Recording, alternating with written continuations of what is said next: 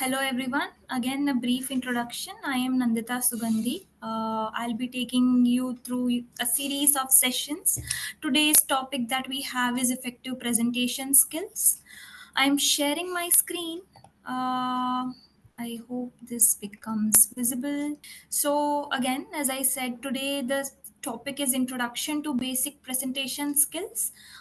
What I'd be doing as an agenda for today is take you through the basics of how to develop an effective presentation, what should be in the content of the presentation, and what are some basic good practices or principles toward effective slide making, and then how to deliver it.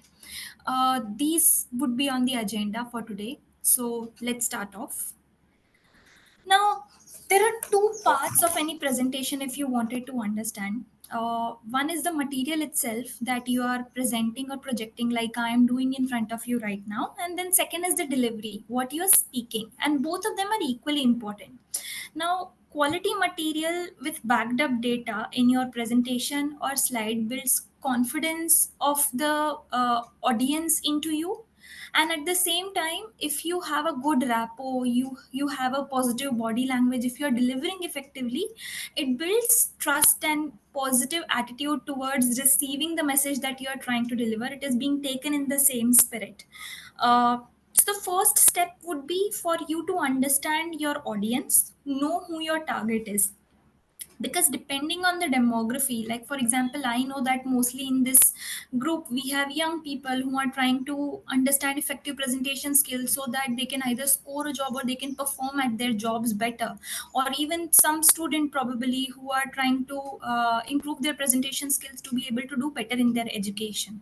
So knowing this helps me position my content accordingly so that I can more effectively deliver my message to you. There are some factors to consider in the target audience apart from demography, that is your age, gender skew, or where these people are located. Otherwise, important things are what is their rationale or reason for attending your presentation, whether they are doing it willingly or unwillingly. That is also very, very important. What is the knowledge level of your audience? So, if they are at a layman level, uh, they do not know much, then you cannot bombard them with jargon. But at the same time, if they are an expert, then probably you can very comfortably pick up complex topics as well. So that is it. And then expected takeaways from your session, are they trying to learn something, or are they trying to take a decision basis what you are presenting? On these kind of factors, it depends how you're going to manage or make your presentation, how the data is going to be, how the message is going to be. So understanding your audience is very important. This all dictates their reaction to the subject matter that you're talking about. Presentation molded as per the target audience so that the message gets landed in the spirit that it was delivered. Uh, you have to research what your audience's goals are, in fact even what their pain points are, because their questions are going to depend on what their pain points are with relation to the subject. So anticipate questions, concerns in advance that can help you more effectively deliver your presentation, and address them appropriately. Try to address them during the presentation. That is going to give you a head start to an effective presentation. So here we go with the step one, know your target audience. Any questions in here? Okay. So now step two would be crafting an effective presentation through organization. I would rather say it is an organizing step. What you would do in this step is, after you identified your target audience, you define this is my objective. What is the goal of your presentation? For example, it can be for a financial approval that you're trying to give a presentation, or a learning, or it could even be a performance review at your organization. Your manager might have asked you to create a presentation on what you have worked on the entire year, and you have to land the message that you have been very hardworking. So the objective of your presentation is very important to determine, and basis that you will structure your content. Now, structuring the content, for example, when I started this presentation, I started off with an agenda.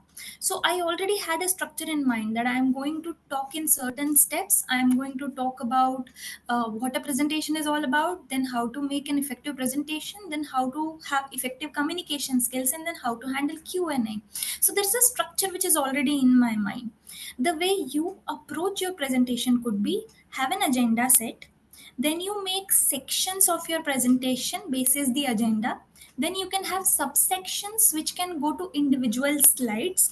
There has to be one or two message on per slide, not more than that. You don't want to make it cluttered. That way you make your subsections, then you put in data in the slides, your visual data, your graphs, bars, charts, and then in very crisp manner you put headlines, subheadings, content, and then presenters notes at the end, which is visible only to you while you're presenting, so that you don't forget what you're going to talk about.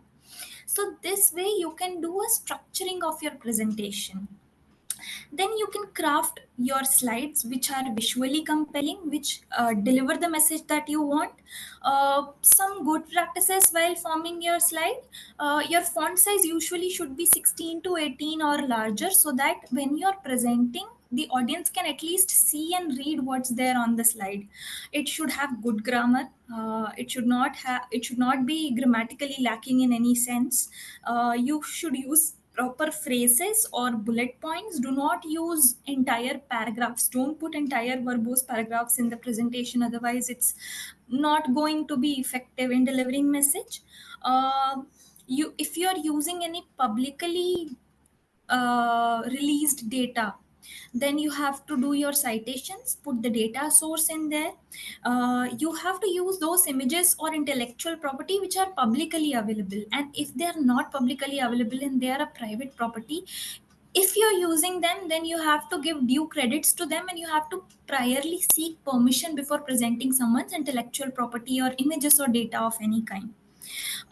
Keep your presentation interesting but not overwhelming. For example, even in slide in front of you, it has one message: how to craft an effective presentation. There are just four, you would say, sub points which are being delivered to you, nothing more. It's not overwhelming, and therefore it is able to more effectively convey the message.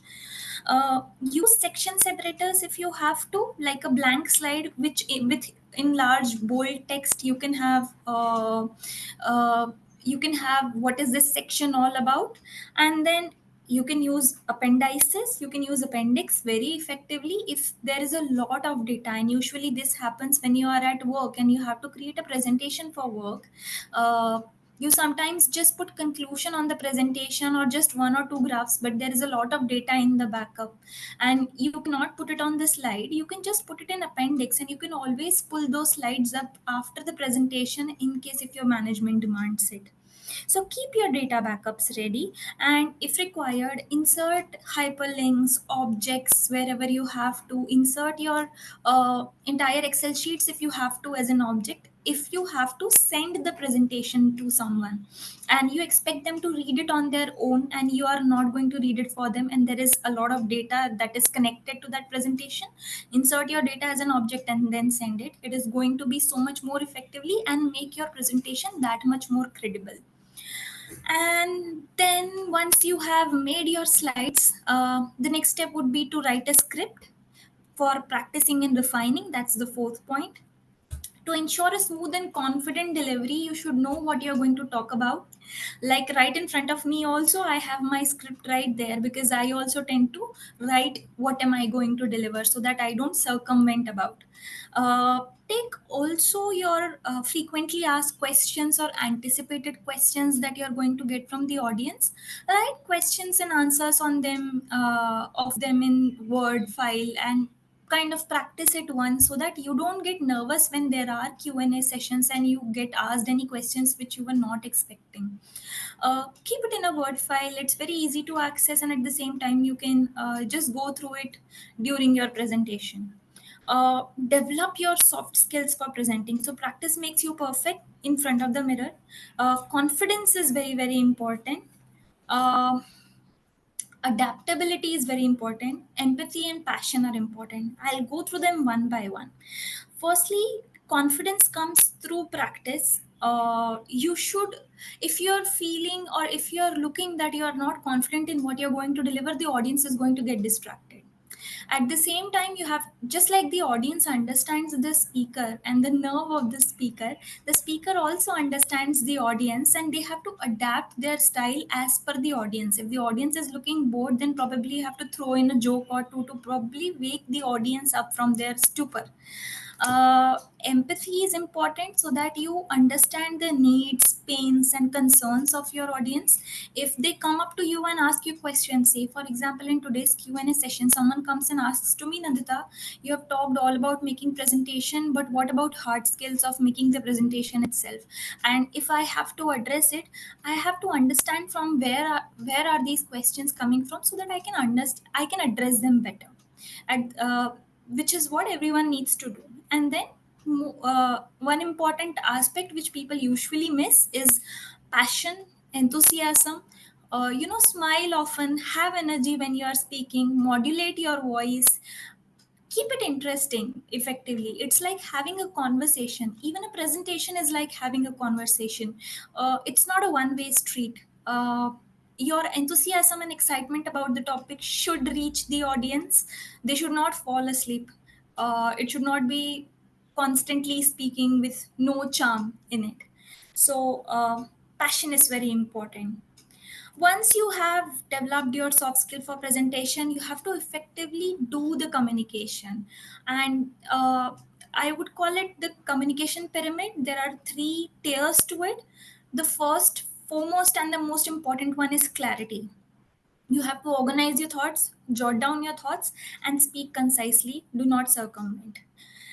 Engagement is very important. You have to maintain eye contact with your audience. You have to use body language. You can use gestures, move your hands together so that your message can be landed effectively.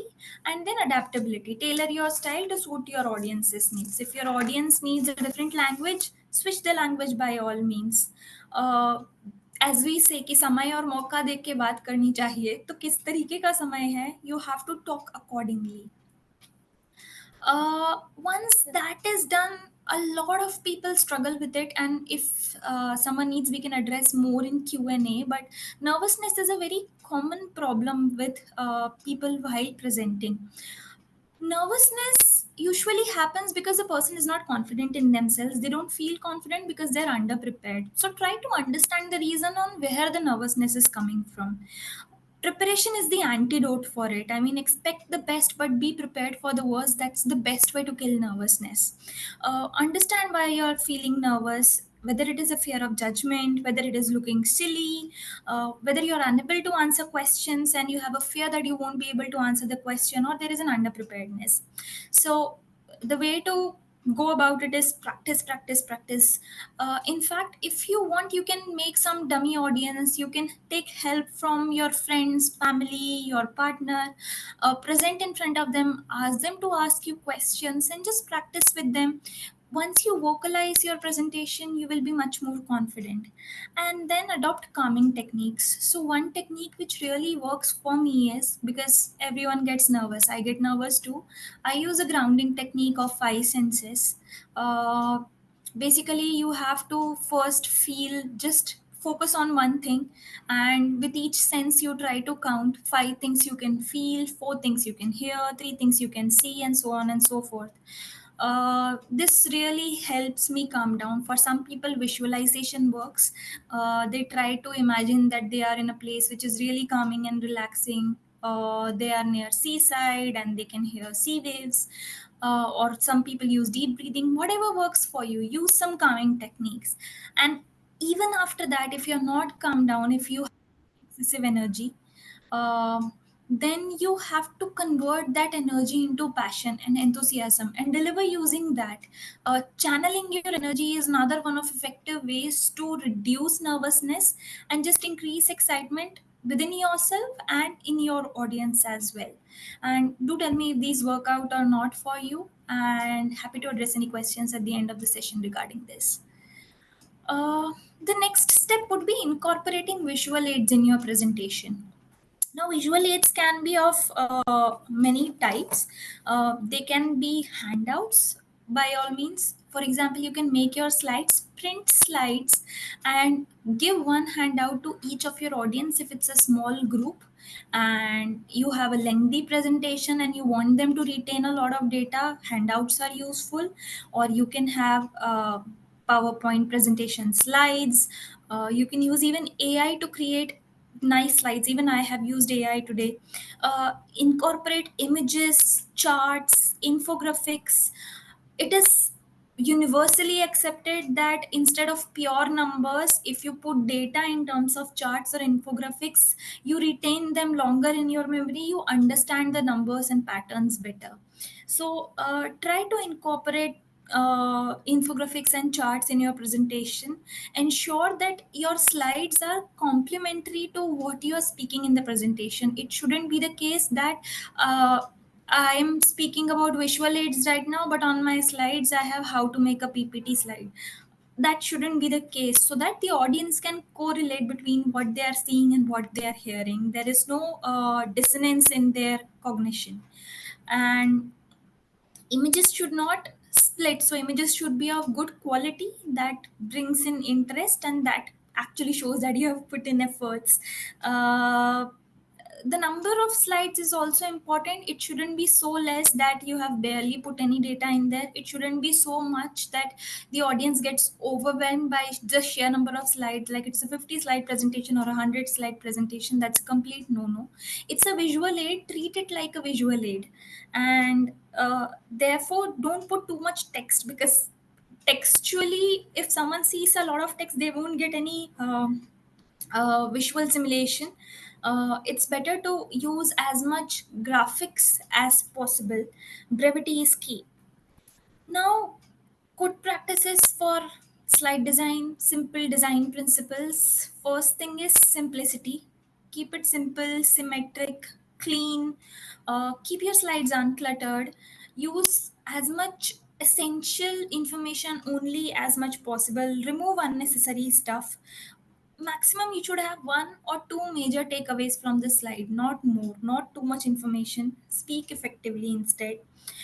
Consistency is important, so you have to maintain a cohesive theme and styling. So for example, you would have seen that throughout my presentation as well today, I have used a tranquil theme. It's with the color blue and white, and it is consistent throughout. This helps capture and retain interest. It is not visually overwhelming if you retain consistency in the style or theme of your presentation.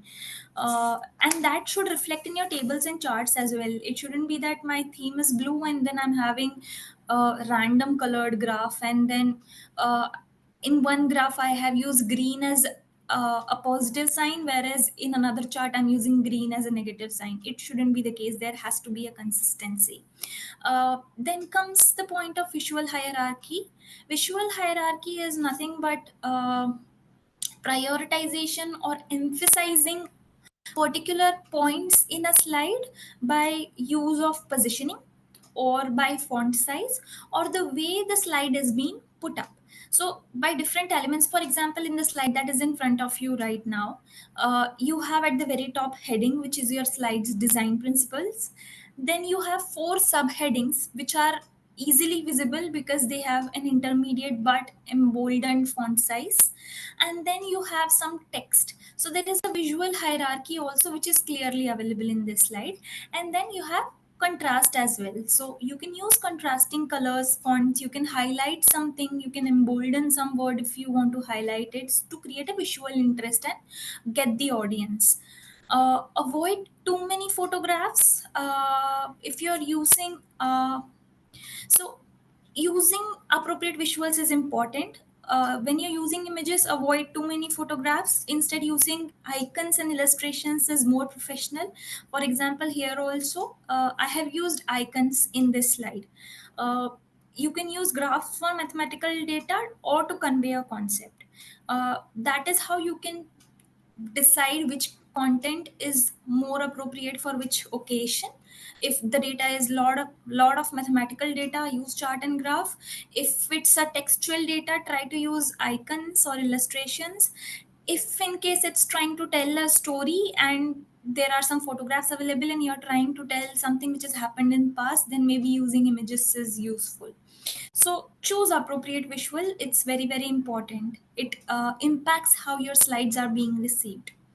Once this is done, how the visual element of your slides are done. Now comes the content inside the text that you're writing, the most important aspect of your slide. Brevity is important. Limit text to only essential points. Use short sentences which are like punchlines. What you can do is, there is a heading at the top, you can use a subheading under it, and in that punchline you can deliver the message that you want. Make sure that it's relevant. If I started talking about suddenly acute melanoma, then you will not make any it will not make any sense in the context of this presentation. So staying relevant to the topic is very important. Clarity is important. By clarity I mean not using jargons. If I would say that Nandita Sugandhi befuddled her nebulous with her nebulous jargon, just befuddled the entire audience, I mean, it would you won't be able to make appropriate sense of it, right? Because the language is so weird. You don't have to establish your lexical superiority, and therefore you can use easy breezy language so that the audience can understand. And then the last one is storytelling. So weave your content into a compelling narrative. Narratives are important because they are the takeaways. If you put your slides together in a cohesive manner, in a story like manner, then the audience will be able to retain it better, and it guides the audience through the message as well. It should have a natural flow basically. Then comes the part. So now you have put your slide together, you have put visual aid, you have put content. Now you want to do slide transitions and animations. You want to have some movement in the slide. Transitions are important. Use subtle and consistent transition between slides. It shouldn't be that slide swerves in three times and then comes in, the text comes in. No, those are a little childish. You should have smooth professional transitions. You should have animations which are purposeful. You should use only those animations which are important to deliver some sort of message or to grab attention, and to create visual interest. Unnecessary animations are not prescribed or are not recommended, because overusing transitions can overwhelm the audience and it can become really distracting for the audience. uh, and it prevents effective delivery as well. Now, once you have your presentation content ready, then what is left? Effectively delivering your presentation. How do you speak about it? So first and foremost, most important point is you have to maintain an eye contact with your audience. Unfortunately, we don't have something like this. I can't see the audience, or you can't see the audience if you are doing a presentation on a laptop or via Zoom or Teams. But ensure that once every while you look into the camera and the audience sees you, and they feel that connection, the rapport is being built. It reflects that you are confident as well. uh, if your eyes are closed, for example, if you don't look at the audience and the audience's eyes are closed, I mean, you would never realize that the audience is feeling bored, and you won't be able to tweak your presentation and throw in a joke at the right time. uh, Body language is very important. You have to use open expressive body language to reinforce your message. You can use gestures. Do not use closed body language. For example, do not close your hands like this. If you close your hands like this, then it shows that you are being defensive. You will not accept any opinion that is going to come from a third party. So body language is extremely important. The kind of vocal variety that you provide is very important. For example, you can hear that I am modulating my voice. It's going up and down to generate a little bit of interest. It's almost as if I'm talking to you, right? So modulating your tone, pacing your presentation, too fast or neither too fast, neither nor too slow. Keeping your volume also at a certain level so that the audience can hear you. That vocal variety is very important to keep the audience engaged and attentive. And at the same time, being a little enthusiastic about your presentation, maintaining that energy, not being sad and dull when you are, or being very sounding very monotonous when you are actually presenting is very, very important. So that excitement or enthusiasm should flow through. Now comes the next step. So you're all prepped up, your visual aid or your slides are ready, you have prepared. Now, when you're actually presenting, what's important? Incorporating audience engagement strategies. For example, in today's session we will have audience engagement. In when everyone joined in, we try to interact with them by saying hi to them. At the end of the session we will have Q&A session. So you should have some strategies in which you would be able to engage the audience and get a feedback on the session, as well as retain the interest of the audience. They can actively engage through questions, discussions, or any hands-on activities. Then comes feedback and interaction. Take their feedback, interact with them, and then you can use any multimedia as well. For example, you can create on Menta, you can create any video, polls, quizzes to keep the audience engaged. Now, once you're done with your session, then comes the Q&A, which we are going to have very soon. You will have to anticipate questions, prepare for any common questions, write down the questions which you expect will be asked during the session based on your presentation content. Think about it, write down what your response would be, and respond thoughtfully. Try to be as diplomatic as you can. Try to take a politically correct stand. Don't let your mood seep into your responses. Our mood plays a very important role, a very big role in how we perform on a certain day. Don't let it affect your presentation. And then encourage audience interaction. When the audience has asked a question and you are answering a question, try to understand from them why have they asked this question, how can you help them, what are their pain points. Try to convert it into a discussion. That way the audience also will feel more engaged and encouraged to ask more questions. And then the last piece, and the most important, if applicable, put a slide which has conclusion and key takeaways. Very important. If you especially have a lot of I would say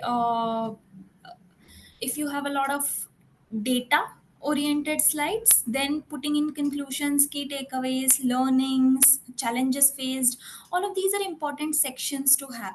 So summarize the key points covered, and then provide actionable advice to apply to your presentation skills. Once this is done, you should be through. So this covers my presentation part, and today I'm going to keep it interactive and I'm open to answer any questions that you might have.